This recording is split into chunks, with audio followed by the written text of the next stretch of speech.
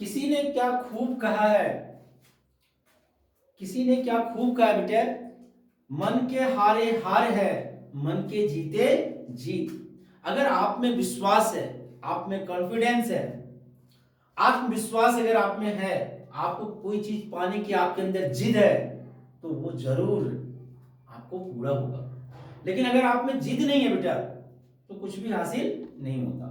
और जहां तक मेरा मानना है, नसीब नाम का कोई चीज नहीं होता। हम अपने मेहनत से अपने हार्ड वर्किंग से अपने प्रेजेंट और फ्यूचर को बदलते हैं, है ना बेटा।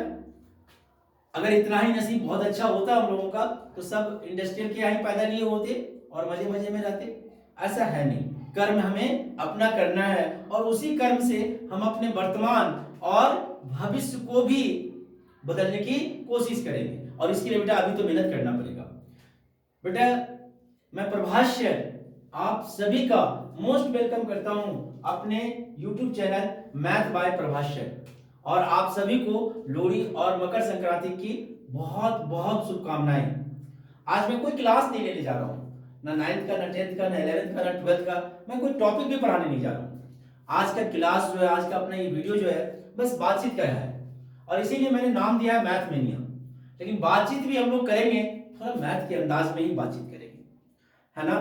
कुछ कहानी सुनेंगे, कुछ सुनाएंगे, है ना बेटा। लेकिन वो भी मैथ के अंदाज में ही होगा, क्योंकि मैथ ही सब कुछ है।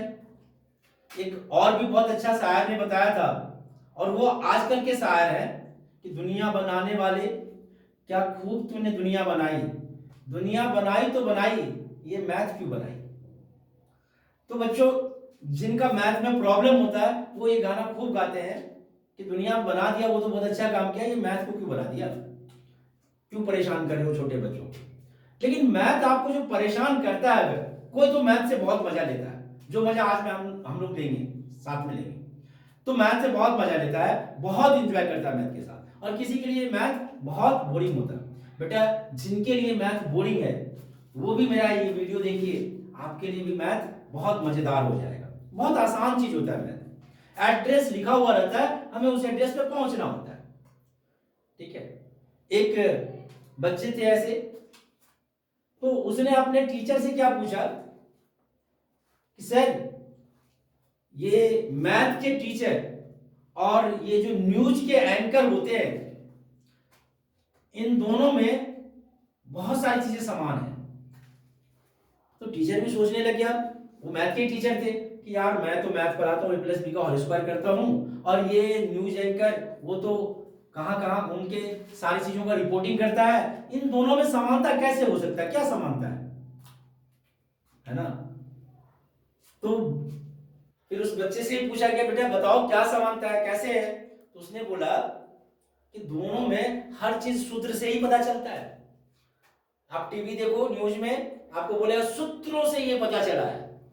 और मैथ का जब आप सवाल बनाओगे तो सूत्रों से ही सारे सवाल बनेंगे। दोनों में ये बहुत बड़ी समानता है, सब कुछ सूत्र से ही निकल के आता है। और वो सूत्र कहां से आता है किसी को पता भी नहीं होता, ना यहाँ टीचर को, स्टूडेंट को, और ना वहां न्यूज एंकर वाले को। वो भी नहीं बताएगा कि ये सूत्र है क्या, कहां से ये सूत्र आ रहा है।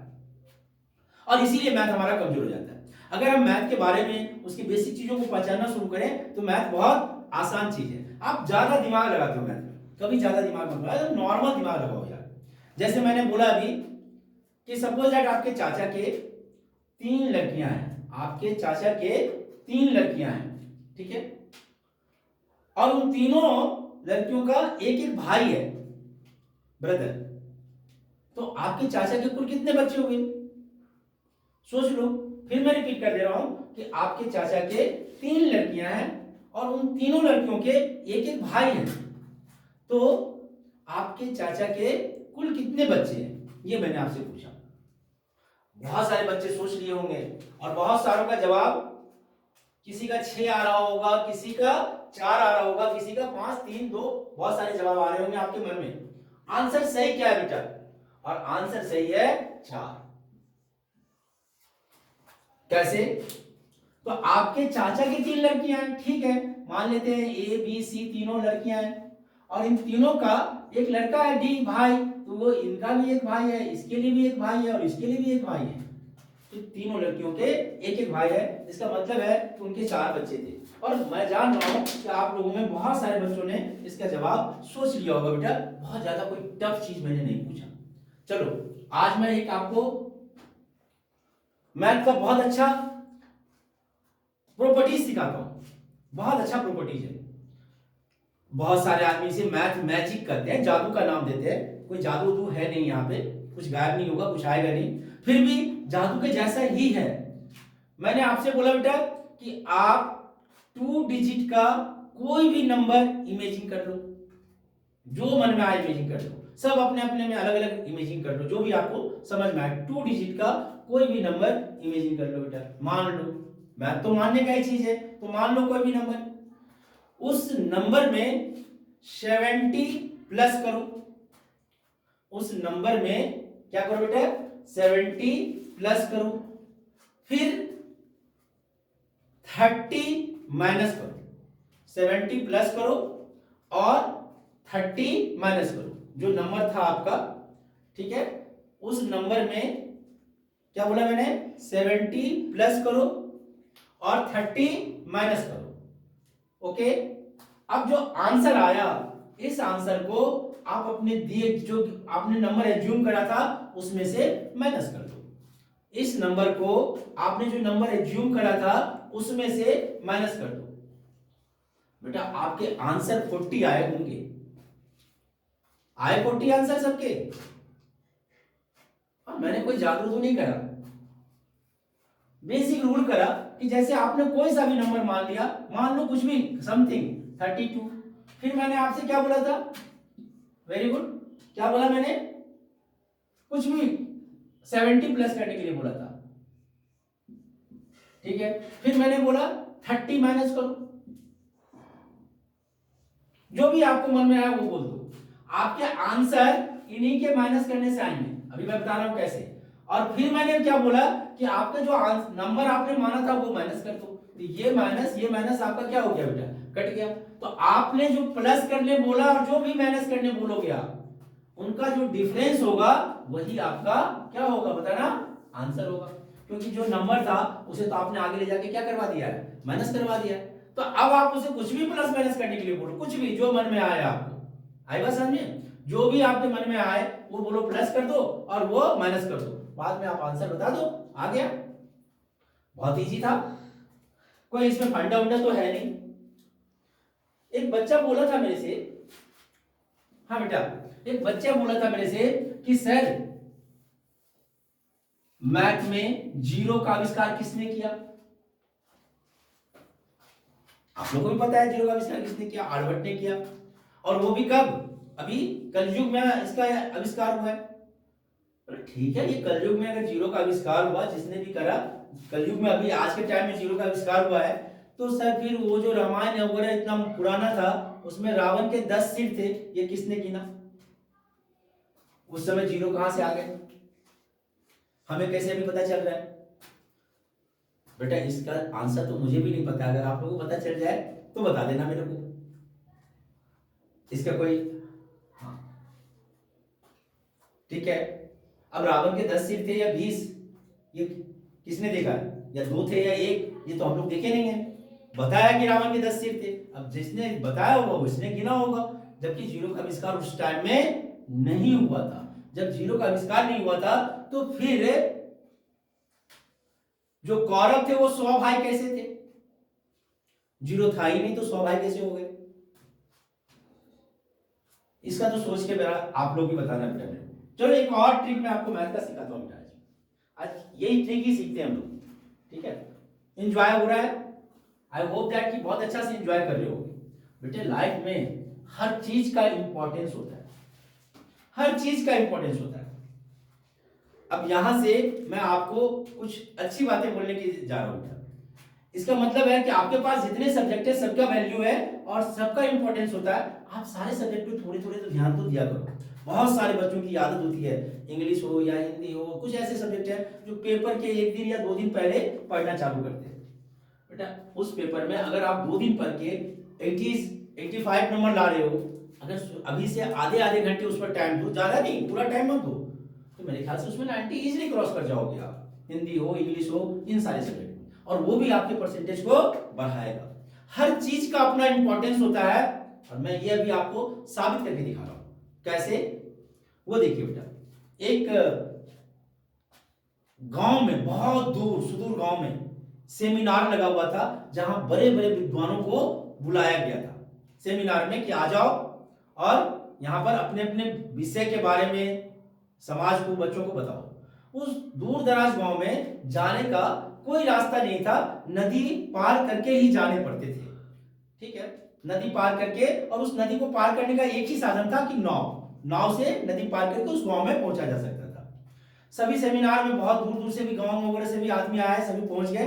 3 विद्वान पीछे छूट गए। एक गणितज्ञ थे, गणित के महापंडित, एक अंग्रेजी के महान पंडित थे, क्योंकि सेमिनार में पंडितों को ही बुलाया गया था।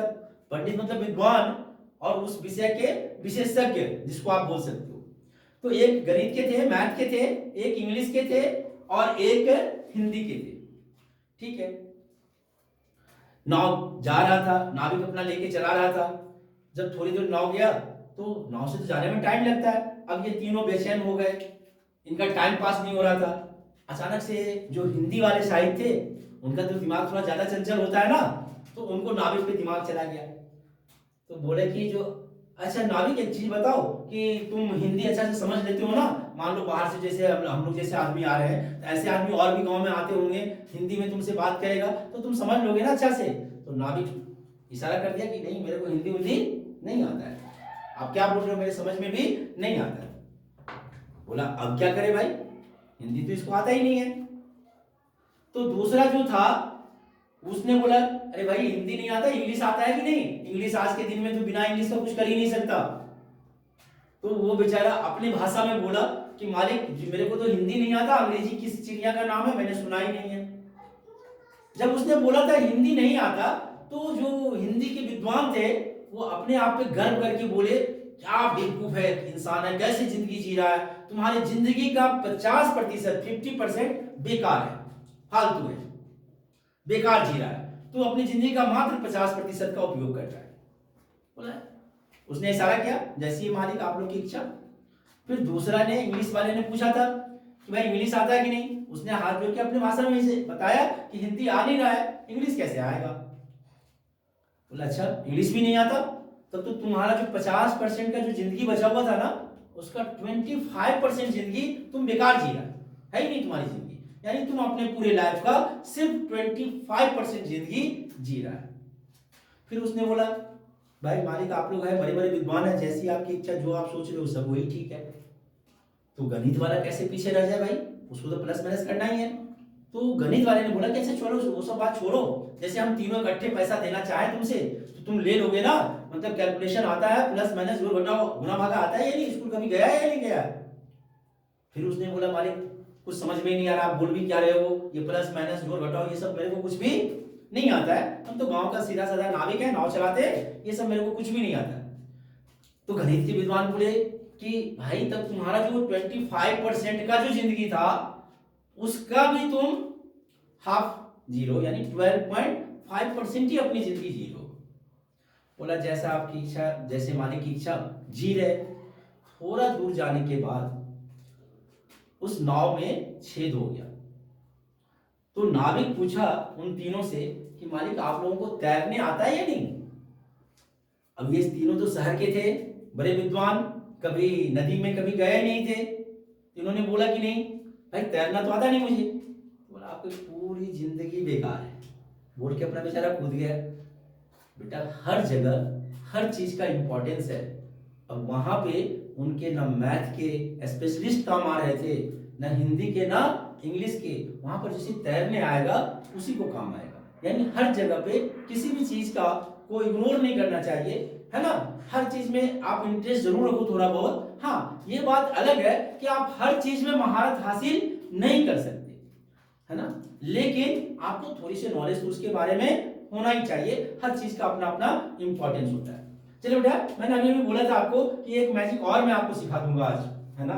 मैंने बोला कि आप कोई भी 3 डिजिट का नंबर मन में सोच लो, 2 डिजिट नहीं अब मैं बोल रहा हूं, कुछ भी जो मन में आए वो आप 3 डिजिट का नंबर मन में सोच लो। ओके, सोच लिया आपने, उस 3 डिजिट नंबर को इंटरचेंज कर दो, बदल दो। मतलब जो यूनिट प्लेस पे था, हाँ इधर से लिख रहे थे तो जो यूनिट प्लेस पे था उसे 100 प्लेस पे, मिडिल वाला मिडिल में ही रहेगा और 100 वाला यू पे चेंज हो जाएगा। जैसे सपोज दैट कि आपने सपोज दैट आपको जो मन में आया वो मान लो 136 लिखा, तो नंबर हम पलटेंगे तो ये होगा 631। ओके, तो मैंने क्या बोला बेटा अभी आपको कि एक 3 डिजिट का नंबर लो, ठीक है, और उस नंबर को पलट दो। पलट दिया आपने, उसमें जो भी बड़ा है उसमें से छोटे वाले को, मतलब पलटने के बाद बड़ा है या पलटने से पहले बड़ा है, जो भी बड़ा है उसको उसमें से क्या कर दो बेटा, माइनस कर दो। लास्ट ही रिपीट कर रहा हूं मैं, ध्यान से सुनना। 3 डिजिट का आपको नंबर लेना है। ओके, उस 3 डिजिट के नंबर को इंटरचेंज कर देना है, बदल देना है। अब इसमें जो भी बड़ा है, जैसे ये बड़ा है तो बड़े में से छोटे वाले नंबर को माइनस कर दो। ये उतना वाला आसान नहीं है, अच्छा सा सवाल है, थोड़ा ध्यान से देखिए। तो मैंने क्या बोला, बड़े वाले में से छोटे वाले को क्या कर दो बेटा, माइनस कर दो।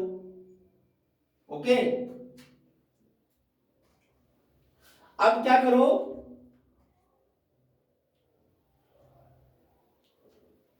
बड़े वाले में से छोटे वाले को आपने माइनस कर दिया, आंसर आया आपके, उस आंसर को फिर से पलट दो। जो आंसर आए आपके उस आंसर को फिर से पलट दो। पलट दिया आपने, और इन दोनों आंसर को ऐड करो। आपके आंसर आए होंगे बेटा 1089, 1089 आए हैं। कुछ भी नंबर ले लो, आप स्टार्टिंग में कुछ भी नंबर ले लो।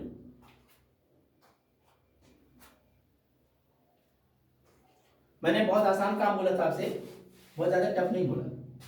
क्या बोला, कुछ भी नंबर, जैसे 375 है, ये ले लिया आपने, कुछ भी ले लो, मैं बार बार रिपीट कर रहा हूं। इस नंबर को पलट दो, पलटेंगे तो क्या होगा 5, मैं ऊपर में जान के लिख रहा हूं कि बड़ा आ जाएगा 573। इसमें से मैंने बोला इसको माइनस कर दो, तो माइनस करेंगे तो क्या होगा 13, 13 में से 5 जाएगा, 13 में से 5 जाएगा 8, ठीक है, ये 6, 16, 16 में से 7 जाएगा 9, और ये 5, 4, 4 में से 3 जाएगा 1। मैंने बोला अब इस नंबर को फिर से पलट दो, इस नंबर को फिर से पलट दो, तो कितना हो जाएगा 8, 9, 1। बोला इसको ऐड कर लो, तो ये 9 हो गया, ये 18 हो गया, 8, 1, 9 और 1 10। ये हमेशा हमेशा 1089 ही आपके आंसर आएंगे, चाहे आप यहाँ पे कुछ भी एज्यूम करो, कोई प्रॉब्लम नहीं। आपके दिल में जो भी मन में आए वो आप एज्यूम कर लो, आंसर आपके इतने ही आए। बेटा एक बार फिर से आप सभी को मकर संक्रांति की बहुत बहुत हार्दिक शुभकामनाएं। आज का वीडियो मैं आपको यहीं पे खत्म करूंगा। मुझे पूरा का पूरा उम्मीद है बेटा कि आप बहुत मजे लिए होंगे और एंजॉय करे होंगे आज, क्योंकि मैंने कोई सिलेबस का पढ़ाया नहीं, बट अगले वीडियो में मैं ट्रिको का बहुत ही इंपॉर्टेंट कंसेप्ट दोनों ही क्लास के लिए वीडियो डाल रहा हूं बेटा, 10th का भी और 11th का भी। जो अगले वीडियो हमारा होगा बेटा वो 10th और 11th क्लास के ट्रिको का वीडियो होगा बेटा, प्लीज एंड प्लीज उसे जरूर देखिएगा। मैं कोशिश तो ये भी करूंगा कि उसमें भी आपको थोड़ा बहुत हंसाऊं, हाँ, बट उसे जरूर देखिएगा बेटा। बहुत इंपॉर्टेंट फार्मूलेज में बताने वाला हूं कि कैसे आप याद करोगे शॉर्टकट में। आई होप दैट बेटा आपको ये वीडियो अच्छा लगा होगा, और अच्छा लगा होगा तो प्लीज एंड प्लीज, आपको पता ही है, अपने दोस्तों के साथ शेयर कीजिए, और खास करके आप अपने दोस्तों के साथ जरूर शेयर कीजिए कि उनको भी आपके एक्टिविटीज के बारे में पता चले।